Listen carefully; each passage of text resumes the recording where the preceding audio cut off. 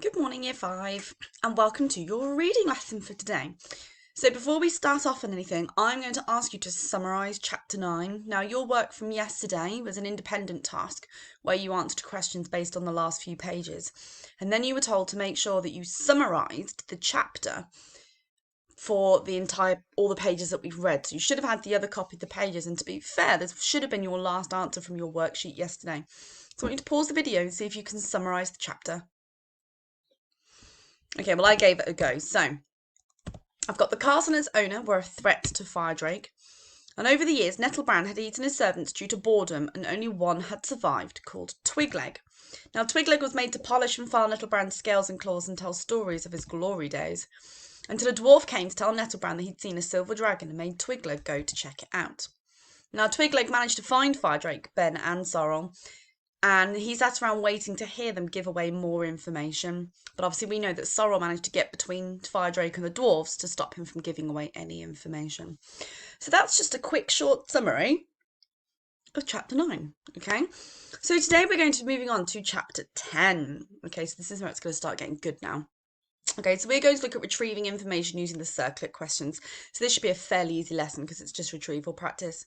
So again, we're going to look at exploring the vocabulary. We're going to make sure we can identify the keywords in the questions and in the text, see if we can eliminate any answers using our vocabulary knowledge, and then you're going to have a go at answering some of the retrieval questions yourself. Okay, so let's have a look at our vocabulary. So if you have a look on page 73, there's a sentence that said, where he laid coiled up among the rocks. So we're going to look at the word coiled. Now that may sound like a word that you might know. Now it's a verb, and we're looking at it in past tense because we've got the suffix ed on the end. And it means to arrange or fold something in like a spiral shape. So if you see here, if you look at this picture here is rope that's been coiled up. So it's almost been folded and arranged in that spiral formation, okay? So, for example, in a sentence, he began to coil up the heavy ropes. So you know when you're going to coil something, you're going to put it in a way that sort of almost loops and twists. So we've got it where you could wind it, or you could, like it says in the synonyms, you could twist it, or you could even loop it. So it's to form that oval shape, isn't it? But to have like the spiral pattern as you keep going round and round and round. Now obviously the opposite of that would be to straighten something or elongate it, where you make it long rather than making it smaller by folding it up into a teeny tiny circle. So we're going to come across the word coiled in our work today. Well, that's fitting, isn't it, with my beautiful face there on the pig. Let's move me so I don't look like the pig in our story. So the quote that we're going to be looking at today is on page 74. Apologise, I've missed the page off there. Sorrel gave him such a hefty nudge in the ribs. We're going to look at the word hefty. Now, you might be able to work out what hefty means just by now looking at this pig, which now no longer has my face sitting on his face. So it's 2 syllables, hefty, okay? And it's an adjective. It's what we use to describe something, and we usually use it to describe something as being very large or heavy. For example, the pig on the farm was a rather hefty beast. I realise I've spelt hefty wrong as there, and I've missed off my Y. Miss Humphreys, this isn't good enough. I apologise. So a pig on the farm was a rather hefty beast. So that's another way of saying he was a very burly beast, very heavy, or very sturdy. Could even be very large as well. So that idea that Sorrel gave him a hefty nudge means that she's given him quite a large, quite a heavy, big, nudge in the ribs. And obviously the opposite of that would be to be very slight. So you might describe someone as being thin. And another word for describing someone as being thin is to be slight. Okay, you could be slight, you could be slender, you could be small or even light, because obviously the opposite of heavy, is to be light. So the word hefty is going to pop up in our work today as well. Now, as always, you want to pause the video and listen on by yourself, that's entirely up to you. If not, then you can stay tuned and listen to me read our next chapter. So chapter 10, The Spy. Twigleg looked back uneasily as the raven took off from the ruined castles and rose into the sky. The little homunculus had only ever left the castle when Nettlebrand's hunting instincts took him down to the valleys to prey on sheep and cows. So he's clearly kept as like a prisoner. He very much is a slave to Nettlebrand because he's never allowed out or allowed to do anything on his own. And even then they travelled by way of underground passages, for Nettlebrand was a flightless dragon. Oh, flightless dragon. Well, that tells me that he can't fly, which is very unusual for a dragon, whose heavy golden armour would have made it impossible for him to rise from the ground. Instead, he swam along underground rivers deep beneath the earth, and if he came up to the surface it was only at night, under cover of darkness. But now the sun, high in the sky, was bright and hot, and Twigleg had only a raven for company. Is it much further? He asked, trying not to look down. It's the mountain over there, croaked the raven, streaking like an arrow towards it. The one with the stump-shaped peak. Do you have to fly so fast? Twigleg dug his thin fingers into the raven's feathers. The wind is almost blowing my ears off. I thought you were in a hurry, replied the raven without slowing down. You're not half as heavy as that dwarf, even though you're not much smaller. What are you made of, air? Good guess. Twigleg was shifting uncomfortably back and forth, air and a few other choice ingredients, but the recipe's lost. He peered ahead. There! There's something shining in the grass, he exclaimed suddenly. Oh, sacred salamanders! His eyes opened very wide. The stupid dwarf was right. It is a dragon. The raven circled over Firedrake, where he lay coiled up among the rocks. A few metres away from him, Ben and Sorrel were bending over the map, with 3 mountain dwarfs standing beside them. Let's land on that rocky ledge, Twigleg whispered to the raven, just above their heads, where we can eavesdrop on them. So to eavesdrop means to listen into something. It's usually when you shouldn't be listening to something. When the raven landed on the ledge, Sorrel looked up suspiciously. Fly away now, Twigleg whispered to the bird.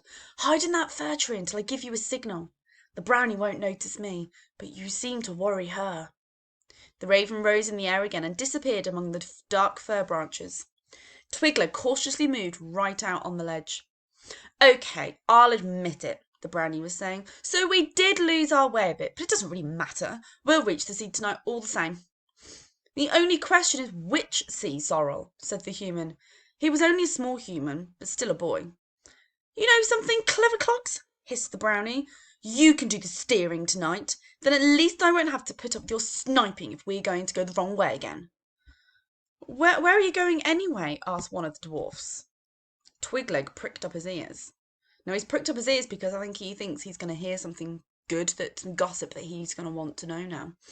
We're looking for the Rim of Heaven, said Ben. Well, now Ben's given it away, so now Twigleg's got more of an idea of where these dragons are going. Sorrel gave him such a hefty nudge in the ribs that he almost fell over. Who said you could tell old chance-met dwarf that, eh? So she's now not happy that Ben's let that slip, okay, because now they've got extra information. The boy went very quiet. Twigleg moved, let a little further forward still. The Rim of Heaven. What on earth could that be? He's waking up, one of the dwarfs announced suddenly. Look, he's waking up. Twigleg turned his head, and there he stood, the silver dragon. He was much smaller than Nettlebrand, and his eyes were not red, but golden. The dragon stretched his beautiful limbs, yawned, and then looked in surprise at the 3 little creatures hiding behind the human boy. Ah, dwarfs, he said, in a voice with a faint rasp that sounded like the lick of a cat's tongue. Mountain dwarfs. The boy laughed. Yes, they absolutely had to meet you, he said, urging the dwarfs to venture out behind him. This is Stonebeard, this is Granite Face, this is Leadengleam, and this... Ben looked round in surprise. Where's the 4th of you? I don't know his name.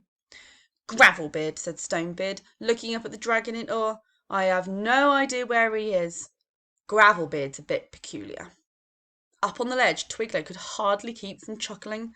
Gravelbeard's an idiot, he whispered, and now he's had to work cleaning Nettlebrand's armour. So obviously Gravelbeard was obviously the dwarf that went to find him, to tell him that there was a dragon. So when we predicted this at the end of chapter 8, I think it was, they all disappeared down the mountain, but Gravelbeard disappeared off in his own direction. And this is what it was. He went to tell the other dragon that they'd found Firedrake.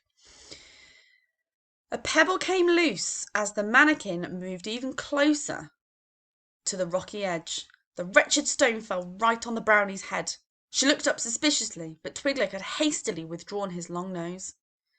These dwarfs think you can pick up the scent of treasure, Firedrake, said the boy.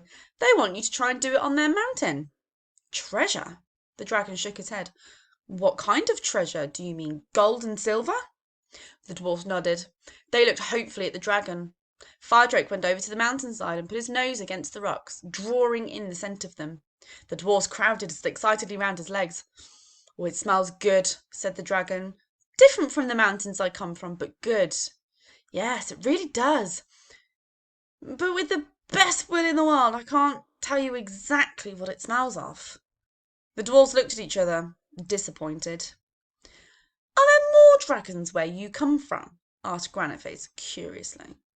I'd like to know that too, whispered Twigleg. up at his lookout post. So he wants to know if there's more dragons, because then he can go back and tell Nettlebrand there's a whole host of them. And obviously Nettlebrand can go off and enjoy his hunting days again.